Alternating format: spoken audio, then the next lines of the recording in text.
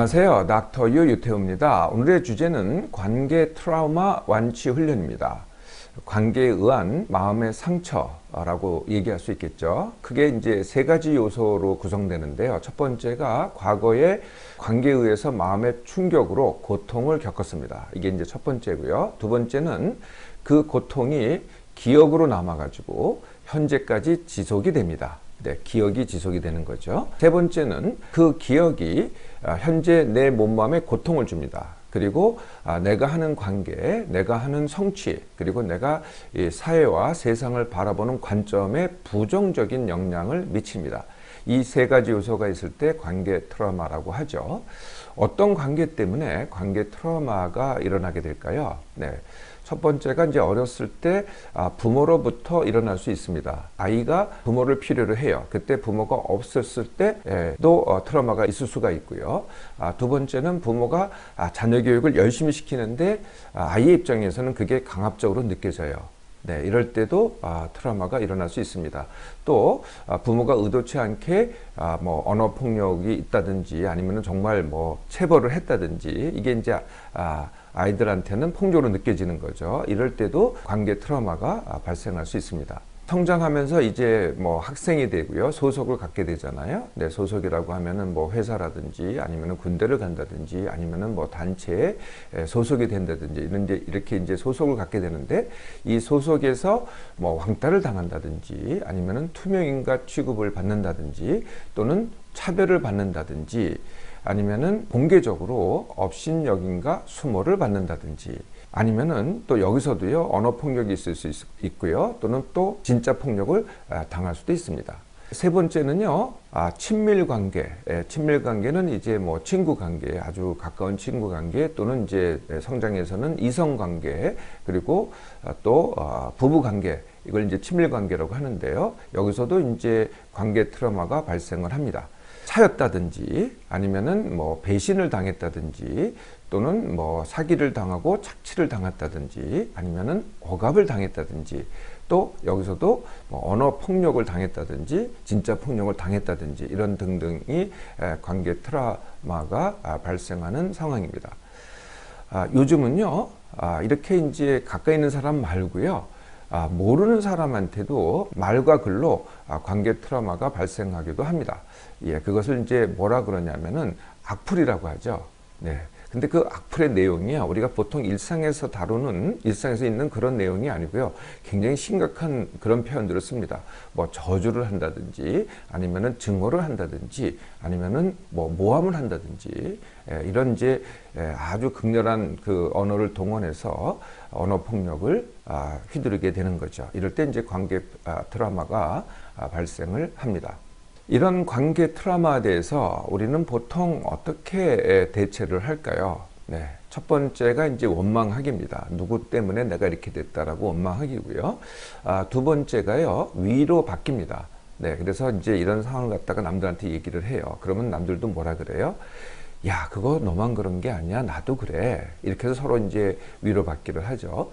세 번째는, 도대체 내가 왜 이렇게 고통이 많지 해서 내 과거를 분석받기를 합니다. 네, 그 분석은 누가 해주나요? 보통 이제 전문가들이 시행을 하죠. 그래서 이제 내가 이렇게 됐다라고 이제 분석을 합니다. 네 번째는, 이제 끝까지 추구를 합니다. 예, 그래서 가해자라고 생각하는 그 사람을 갖다가 끝까지 찾아가서 사과받기와 보복하기, 복수하기를 합니다. 네, 그렇게 하려면은 그 상대편을 갖다가 연구를 해야 되겠죠. 다섯 번째는요, 사회에 알려서 망신 주거나 처벌받게 하기를 합니다. 직접적으로 못하니까 사회의 다른 사람들을 통해서 이제 망신 주기, 그다음에 처벌하게 하기, 이런 것들을 하는 거죠. 자, 그게 이제 흔한 대처였고요. 자, 완치를 하려면은, 네, 과연 관계 트라우마가 왜 일어나는지 이걸 이제 정확하게 알아야 되겠죠. 관계 트라우마가 일어나려면은 마음의 충격을 준 사람이 있어야 되겠죠. 한편에는. 또 두 번째는 받은 사람이 있게 됩니다. 그래서 준 사람을 우리가 가해자 또는 당사자라고 하고요. 받은 사람을 피해자, 네, 이제 나가 되겠죠. 네, 이렇게 나눠본다면은 가해자 또는 당사자는 도대체 어떤 사람일까요? 네, 첫 번째가요. 이 가해자의 거의 대부분이요. 본인도 당했던 사람입니다. 과거에. 네, 마음의 고통을 갖다 충격을 받았던 사람이죠. 다른 사람에 의해서 어떤 방법이든지 간에 뭐 어렸을 때라든지 학생 때나 소속이라든지 아니면 사회에 어떤 모르는 사람한테 또 똑같은 상처를 받은 사람이 또 다른 사람한테 상처를 준다는 겁니다. 두 번째는요. 본인이 그것이 옳다고 생각해요. 네, 내가 이렇게 함으로써 상대방한테 이롭게 한다. 라고 그렇게 믿기 때문에 그렇게 하고요. 세 번째는 본인의 우월감을 과시하기 위해서. 네, 그러니까 네가 나보다 못하다라는 것 갖다가 과시하기 위해서 하는데요. 사실은 이것은 속마음은 어떻게 되냐면은 자신이 열등감이 있기 때문에 그것을 감추기 위해서 그렇게 합니다. 네 번째는요, 그냥 장난이었어요. 뭐 아무 생각 없이 그냥 장난한 거거든요. 네, 이게 이제 당사자입니다. 네, 그래서 이제 나중에 와서 다시 되묻잖아요. 그러면은 소위 가해자의 대부분은요, 그때 그 상황을 전혀 기억하지 못합니다. 또 의도적으로 그랬다고 생각조차도 못하죠. 네, 그게 이제 거의 다 대부분이라는 거죠. 자, 그러면 이제 또 한편, 그러니까 마음의 충격을 받은 사람이 있겠죠. 그러면 이제 같은 상황에서 모든 사람이 마음의 충격을 다 잘 받느냐? 그렇지 않습니다. 유독 잘 받는 사람이 있습니다. 상당수는요, 누가 뭘 했든 간에 사실 그냥 넘어갑니다. 그러거나 말거나. 그런데 크게 상처가 되는 사람들이 있거든요. 네, 어떤 사람들이 그럴까요? 네, 첫 번째는요, 피해 의식이 강한 사람입니다. 네, 이게 피해가 있습니다. 이만큼의 피해가 있는데 피해 의식이 있는 사람은 이만큼을 받았다고 느끼죠. 이걸 함께 보도록 하겠습니다. 피해가 이만큼입니다. 네, 그런데 피해의식이 있는 사람은 이만큼의 피해를 받았다고 생각을 하죠. 피해가 이만큼인데 전혀 피해를 안 받는 사람도 있습니다. 예, 그런 사람들은 뭐라 그러냐면은 여유가 있다라고 얘기를 하죠. 두 번째는요, 예민한 사람이 더 크게 느낍니다. 뭐 당연히 그렇겠죠. 세 번째 사람은요, 본인의 감정을 갖다가 억눌러 왔던 사람입니다. 표현하지 않고 나만 참으면 되지. 나는 또는 이렇게 할 수도 있어요. 내가 이걸 어떻게 표현할지 몰라. 뭐 등등의 이유로 해서 내 감정이 억눌린 사람들이 상처를 잘 받습니다. 네 번째는요, 어렸을 때 과보를 받은 사람들인데요. 이제 부모로부터 이것도 안 돼, 저것도 안 돼, 너는 조심해야 돼. 이렇게 이제 과보를 받은 사람들이 아무래도 상처를 잘 받습니다. 상처를 잘 받는 것 중에는 이런 게 있습니다. 엄마가 이제 아기한테, 남들한테 이렇게 얘기를 하죠. 아기가 상처를 받을까봐 이렇게 걱정이 된다. 이렇게 얘기하는 엄마들이 많잖아요. 네, 그 경우는 어떤 경우냐면은 아기들은 상처 안 받습니다. 네, 그리고 상처에 대해서 아예 모릅니다. 예, 그러면 누가 상처를 알아요? 엄마가 상처를 알죠. 그리고 엄마가 상처를 잘 받습니다. 네, 아기가 상처를 받을까봐가 아니라요. 엄마가 상처를 잘 받으니까 아기는 누구로부터 배워요? 그냥 엄마로부터 배웁니다. 엄마의 감정, 엄마의 태도, 엄마의 행동을 그대로 배우는 거거든요. 네, 그래서 상처가 아기한테로 전달이 되죠. 이걸 뭐라 그러냐면은 상처의 대물림이라고 합니다. 다섯 번째, 이게 이제 가장 흔하고 감춰진 원인인데요. 현재의 회피입니다.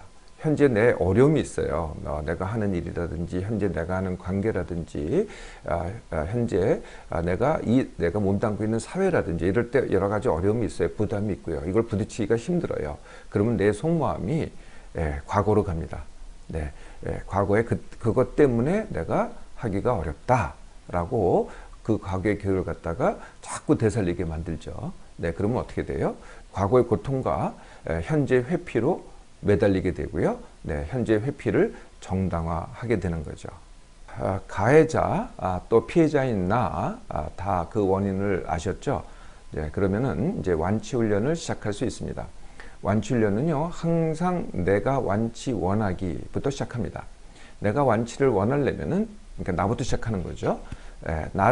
현재 나를 그게 회피하거나 아니면은 뭐 마음의 고통이 있거나 이걸 모두 그대로 받아들이고 현재 나부터 시작을 하는 게 완치훈련의 시작입니다. 그리고 이제 새로 하기를 하는 거죠. 네, 현재부터 새로 하기입니다. 과거 하기가 아닙니다. 과거부터 새로 하는 게 아니고요. 현재부터 새로 하기입니다. 과거는 바꿀 수 없습니다. 근데 현재는 항상 바꿀 수 있죠. 네, 만약에 현재 과거를 하잖아요. 그럼 오늘도 과거가 됩니다. 그리고 내일도 과거가 됩니다. 과거에서 벗어날 수가 없죠. 그래서 새로 하기를 합니다.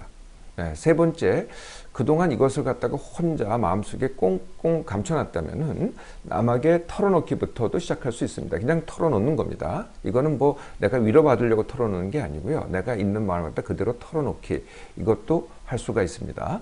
네 번째, 이게 이제 진짜입니다. 그러면 어떻게 해야 되겠어요? 현재 부딪히기를 해야 됩니다. 네, 이거는 함께 보도록 하겠습니다.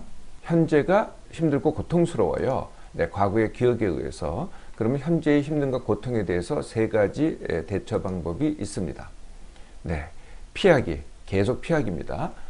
체념하기, 어쩔 수 없다, 다 그렇다. 아니면은 부딪히기, 이 세 가지 경우가 있죠. 이건 선택입니다. 피하기를 하면은 점점 어떻게 되겠어요? 소위 말하면 페인이 되고요. 나중에는 자살의 덫에 빠집니다. 체념하기가 많은 사람들이 하는 거고요. 보통 우리가 힘들게 살기가 바로 체념하기입니다. 인생은 원래 힘든 거야 라고 얘기하는 분들이 대개는 다 이 체념하기가 되겠죠. 자, 부딪히면 어떻게 되겠어요? 네, 부딪히는 방법이 쉽게 하기, 즐기기입니다. 쉽게 하기, 즐기기, 제가 늘 말씀드리는 방법이죠. 네, 내 몸만 쉽게 하기, 즐기기, 내 일 쉽게 하기, 즐기기, 내 관계 쉽게 하기, 즐기기, 사회와 환경 쉽게 하기, 즐기기입니다. 자, 이렇게 부딪히기를 하면은요, 네, 최종 결과는 어떻게 될까요? 네, 이 과정도 함께 보도록 하겠습니다. 그래서 충격을 받습니다. 네, 이걸 이제 충격도 있고 강해지기라고 하는데요. 그러면은 네, 이렇게 이제 힘들어지겠죠. 네, 그리고 여기서 더 나빠지면은 이제 페인 또는 자살이 됩니다. 그리고 그대로 있게 되면은 침체가 되겠죠. 부분적으로 회복하기도 합니다. 또 완벽하게 회복하기도 하죠. 네, 여기서 끝나는 게 아니고요. 많은 사람들이 사실은 더 강해집니다.